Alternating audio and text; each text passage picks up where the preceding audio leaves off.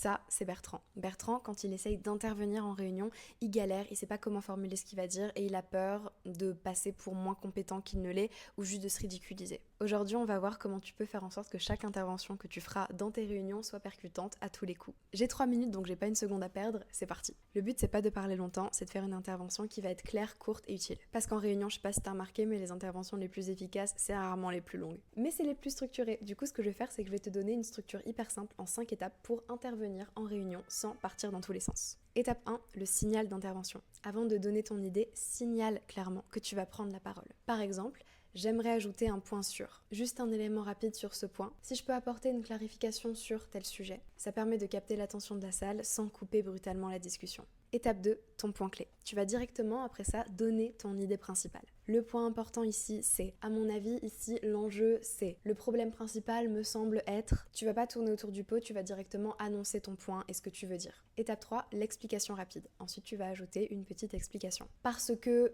ce qu'on observe aujourd'hui, c'est, dans notre cas, ça signifie que ici, pas besoin de faire un exposé, tu expliques juste assez pour que ton idée soit comprise. Étape 4, la proposition ou la question. Une fois que ton point est posé, tu proposes une direction ou tu poses une question utile et ouverte. Par exemple, une option pourrait être « peut-être que nous pourrions ».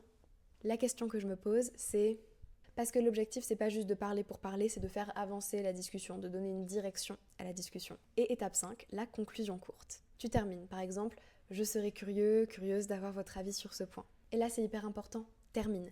N'essaie pas de combler les blancs, n'essaie pas de surrajouter des détails parce que tu sens que tu stresses. Donc, la structure, c'est signal, point clé, explication, proposition ou question et conclusion.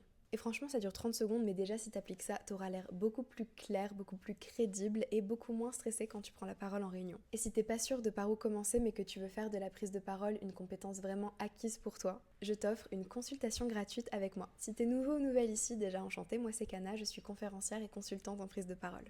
Pendant les consultations gratuites que j'offre, on fait un vrai travail de fond. Concrètement, on commence par comprendre ta situation à toi et identifier ce qui te bloque vraiment aujourd'hui. Ensuite, on définit ensemble l'axe de progression prioritaire qui pourrait tout changer pour toi. Et tu repars avec des outils concrets, applicables immédiatement. Et surtout, tu repars avec une vision concrète de quoi faire en priorité pour progresser sereinement et durablement. Si ça te parle, les places à ces consultations que j'offre sont limitées à mes disponibilités de ces prochaines semaines. Tu peux cliquer sur le premier lien en description pour voir s'il reste des créneaux. J'arrive à la fin de mon temps, abonne-toi si tu veux des conseils 5 étoiles chaque semaine et je te dis à la semaine prochaine.